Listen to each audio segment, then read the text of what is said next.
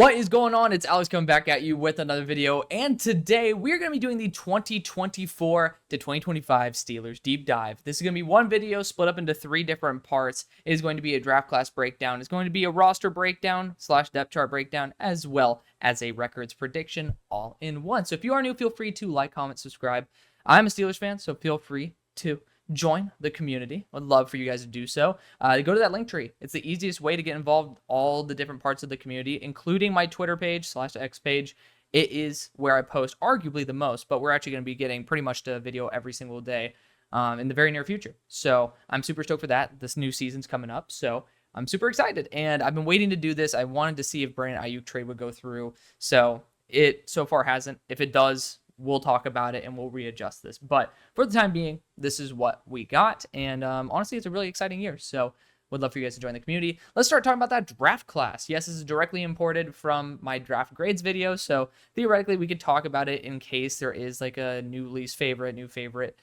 The bottom line is there's not, but let's just talk about it. So our first pick was Troy Fautanu, which I love the idea of developing the offensive line.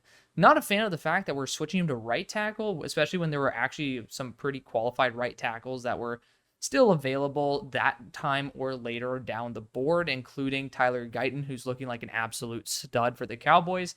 I think that Troy should be a left tackle. And then the one beautiful thing about Troy is that I do see him in case, let's just say, he's having a bit of struggle and we get another tackle that somehow slips to us that is really, really solid as a right or left tackle wherever we don't want to put Broderick Jones. I think Troy could go in for James Daniels' spot and play arguably better than any of our other linemen. So the good news is we have a great offensive lineman. I think Troy should be the tackle of the future, but at least there's that silver lining to where we still have some contingency plans there on the offensive line.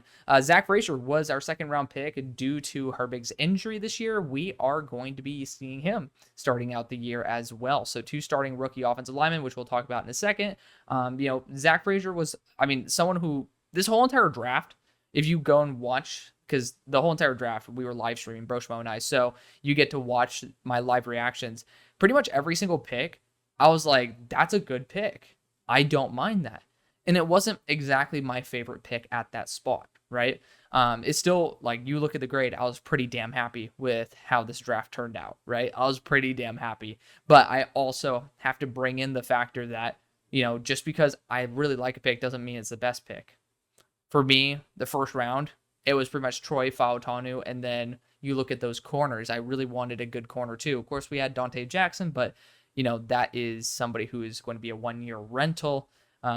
Maybe it could be extended. That'd be pretty sick. But when you have guys who I fully believe in and love to death at that spot, I had that aspiration, but I was perfectly fine with Troy. Second round, though, we got A.D. Mitchell there. I love Zach Frazier, though. I'm so super happy with how that turned out. Third round, though, is Roman Wilson.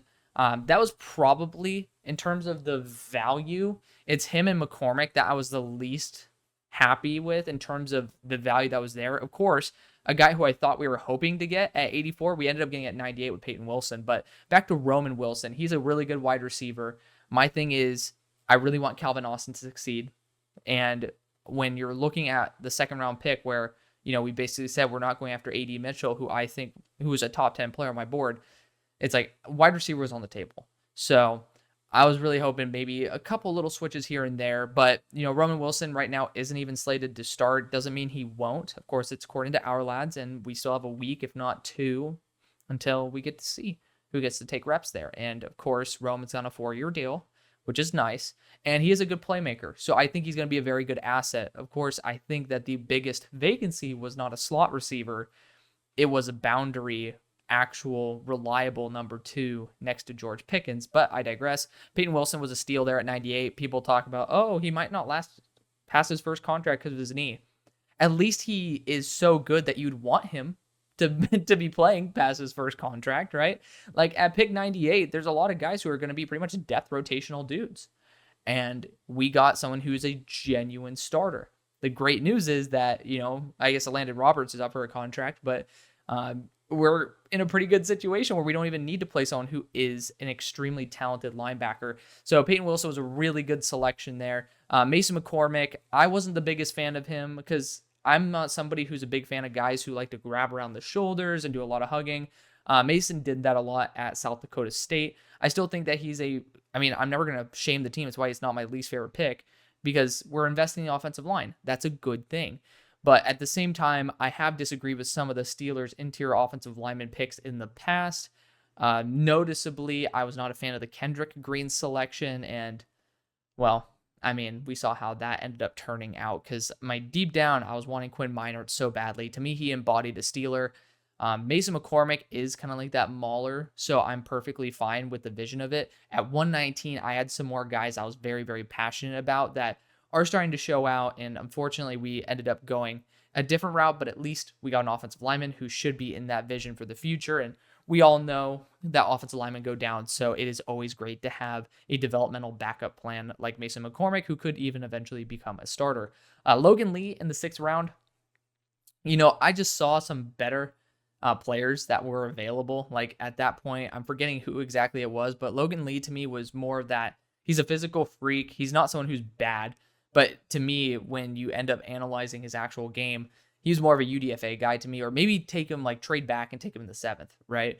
That's like where I was really hoping for that. Matt Lee, the center now on the Bengals, who is the best graded interior offensive lineman, if I'm not mistaken, of the preseason, was somebody who I was very much rooting to have there, to be able to be on the interior of the offensive line there with Frazier as well as McCormick. Then you got Ryan Watts at the end. It's still 6th round pick. I really was hoping that we could have moved back. There was some really good talent there. And let's not even talk about Brendan Rice at that point.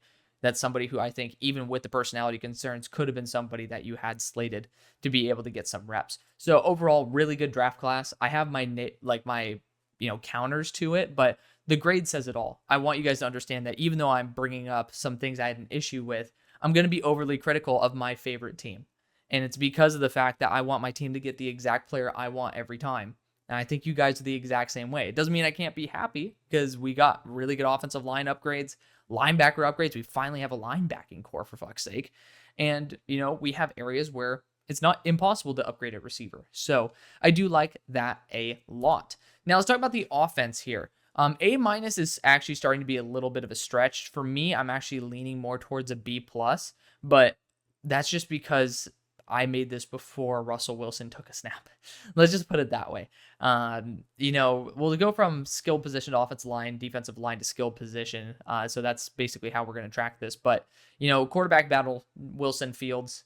I would go with Fields just because I trust Arthur Smith, especially with what he did with Ryan Tannehill, to maximize his value. At the same time, Russell Wilson, even if he's not that good, Max Kellerman used to say this, like, quarterbacks that have been great before have moments of greatness. And I think Russell Wilson has that far more than Justin. Justin just has the upside and the athleticism to potentially be one of those guys that Arthur Smith really can retool.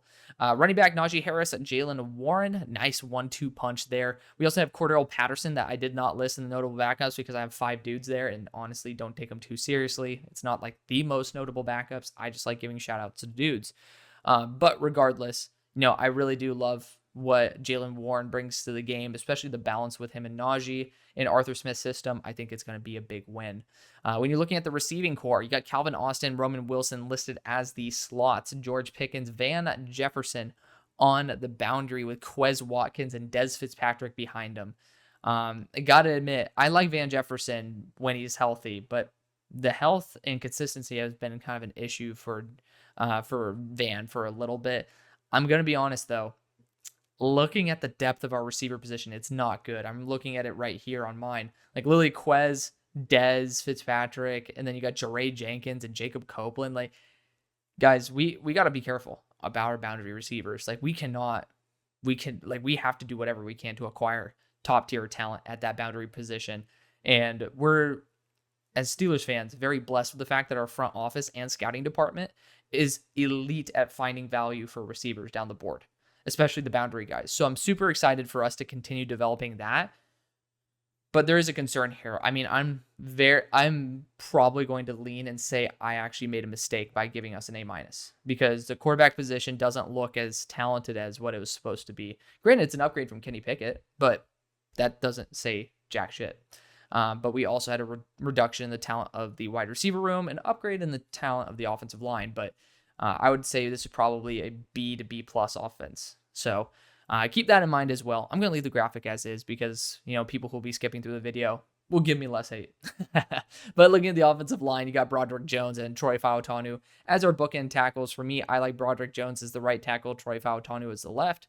Don't really understand why we're putting someone who is the left tackle at right tackle and somebody who succeeded and did a good job at right tackle back to left. It doesn't make much sense to me. Then you got Isaac Suamalu, which, he's a really solid left guard, man. He's a really solid left guard. You got James Daniels at the other side. I did list McCormick as a left guard, but I mean, he and Spencer Anderson actually are they can work both sides, and McCormick's theoretically listed as a right guard right now, but they flip him around. He's a guard. He's a backup. And then you got Zach Frazier there at center with Ryan McCollum backing him up. So depth of the offensive line, it's better than what you probably think because you got McCormick and Moore back there. And those are two guys that, are either in the vision or have playing experience as starters. So that's at least a big plus. And Spencer Anderson is super duper versatile. So at least there's that. At the same time, when I am looking at the depth besides those, I do have my concerns. Depth on this team is starting to look a little bit worse than what I initially talked about. Oh, I forgot to talk about Pat Freiermuth.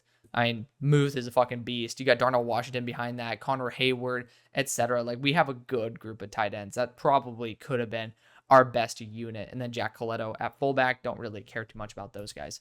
Defensively, though, it's a good group of dudes. It is. So defensive line to skilled position, you got TJ Watt, Alex Highsmith, arguably the best edge duo in the NFL. Maybe not, but still certainly up there. You have someone who is arguably the best player in the NFL, especially on the defensive side, not best player overall, but on the defensive side in TJ Watt. And then you have someone who is very, very, very talented in Alex Highsmith, well deserving of that bag. Looking at the defensive line, though, you got Cam Hayward, last year of his deal. It's why a lot of people are mocking guys like Dayon Walker to us in the first round. But then you got Keanu Benton, Larry Ogunjobi, really, really solid defensive front. Like, I love Keanu Benton. The fact is, what I fell in love with Keanu Benton is how much he developed over his final year there at Wisconsin. And that's also something when people look at my draft notes and they're just like, oh, this player did so much better than what you initially looked at in the preseason. Good. Thank fuck for that. I mean, like, you want him to succeed. You want him to develop, right? And that's honestly a big win. It's not me admitting I'm wrong. It's me saying, hey, this guy was not that good and he worked on himself and he got so much better. So with Keanu Benton, that was exactly the case. He didn't put it all together before his final season there at Wisconsin. And obviously we're seeing and we're reaping the rewards of said development. And I love it. And I also love Larry Ogunjobi. But looking at the linebackers, you got Patrick Queen, which, some people are going to be all like, oh, Patrick Queen is overrated. And for a while he was. He ended up putting it together that final year, but we got him on a really solid deal. He's a really good linebacker, especially compared to what we've been used to. And then you got Landon Roberts there, who is reliable, and you have Peyton Wilson in that rotation. I freaking love it. You got Cole Holcomb as well. He's on PUP right now, so we'll keep it in mind. And Matakevich is a really good special teamer, but he's even taken reps for us at linebacker in some games in the previous years. Safety-wise, you got Deshaun Elliott and Minkah Fitzpatrick. Love Minkah. Deshaun Elliott, honestly, if he doesn't play dirty, because I've seen him do some bullshit hits, then he's a really, really good addition. I like him a lot. You got Miles Killebrew behind him and DeMonte Casey behind Minkah. Good group of dudes, no doubt. And it's nice to have a good secondary. In the nickel right now, Beanie Bishop accelerated, and Darius Rush was originally the guy who was supposed to be at nickel. He's been moved to boundary, and Beanie is now the dude who is at that nickel spot. I mean, talk about a really, really good find. Shout out to the scouting department for being able to snipe a Beanie Bishop.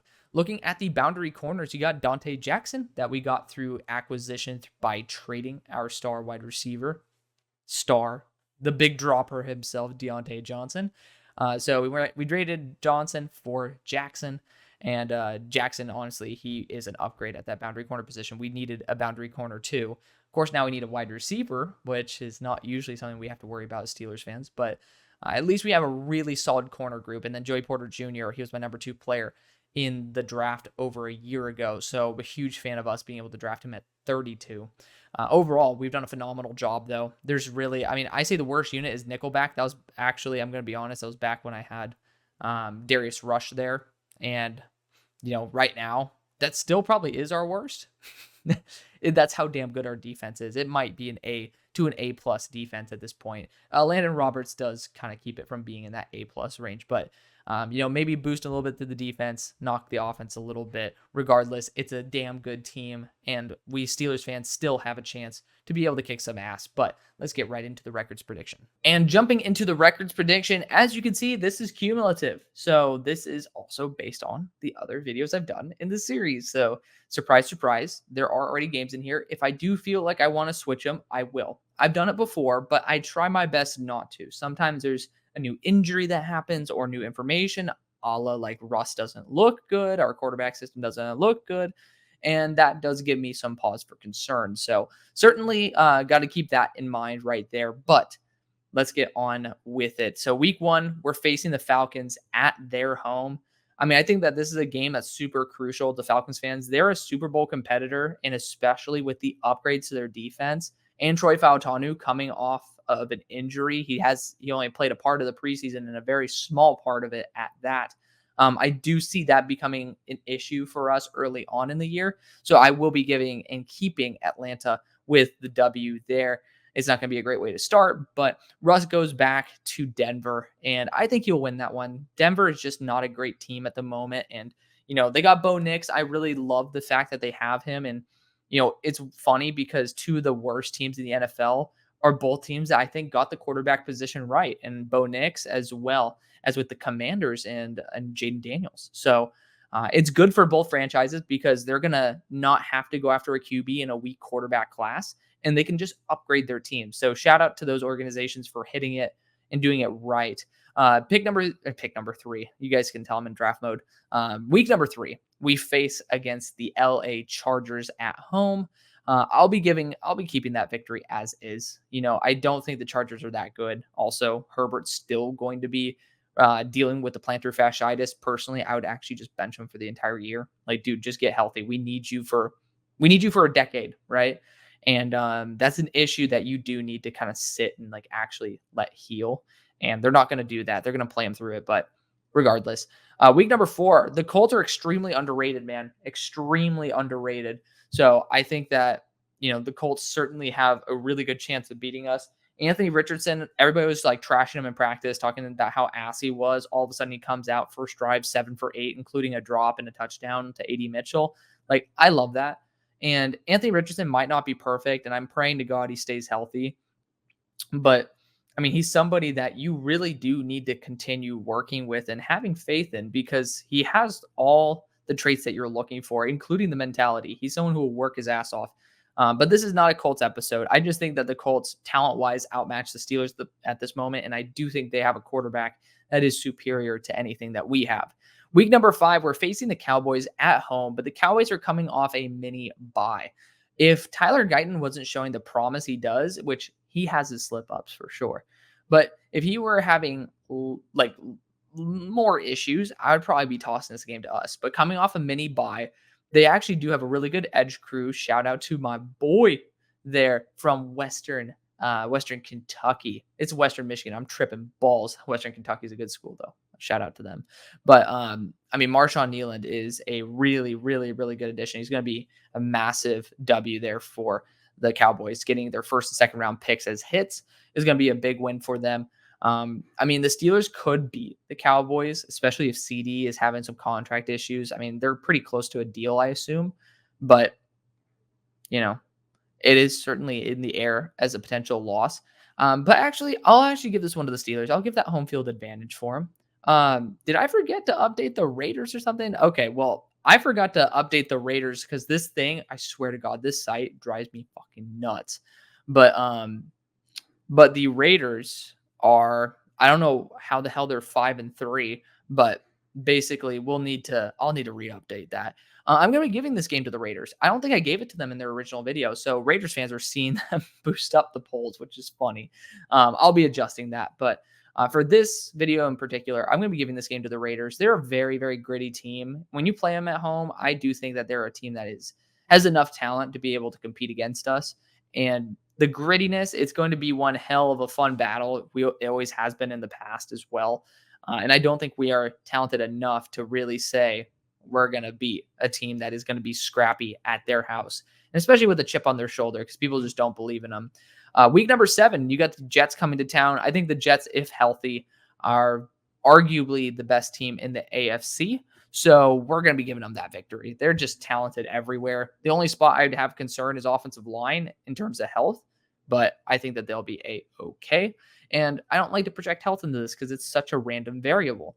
I do think that we can still beat the Giants in week number 8, and it gives us a bye with some momentum to play the Washington Commanders, which they're a good team, but they have holes at key areas that are big issues. And it's pretty obvious they're trying to flip their assets for, getting draft capital. And I think that means that we are going to be able to kick some ass in that game. Week number 11, we have the Baltimore Ravens coming to town off a mini bye. I want to be able to split this with them because I just don't think that the Ravens are going to be able to run it on us in terms of being able to run the table, get a nice sweep. It's a gritty division, so I'm actually going to lean pretty much to the home team for the rest of our own division games. I'm probably going to give it to the home team. So speaking of, I will be giving it to the Browns. Our division is just so talented that I think it's pretty obvious that we should be splitting games. I think it's just the smart thing to do. I don't see a team being massively superior in any way, shape, or form. Like the Bengals are really talented, so they could theoretically sweep us, but I might still be giving them a run for their money. So you guys can tell I'm going to be going with the home team in division. The Eagles, woof. I mean, this is going to be a tough stretch right here, especially playing the Chiefs late in the season. Of course, the Chiefs always lose randomly, so we'll think about that when the time comes. Playing the Philadelphia Eagles at home, I know it's both Pennsylvania. But the Eagles are too talented, and they have offensive linemen that are all like three. Like Lane Johnson's the second lightest offensive lineman on that offensive line, so I'll be giving the Eagles the nod there at home. Of course, I ended up giving us a victory versus the Ravens. I said I was going to be splitting that for us. And, we could actually technically win out. I ended up saying I am going to be splitting all of our games in division. And there is some RNG to this. If we are going to lose 2 games in a row, I do think that there is a chance. Like, this is going to be a game that is not logical, but the NFL is never logical. If it were, we'd all be making some big bucks every single week by predicting the games. We ain't doing that.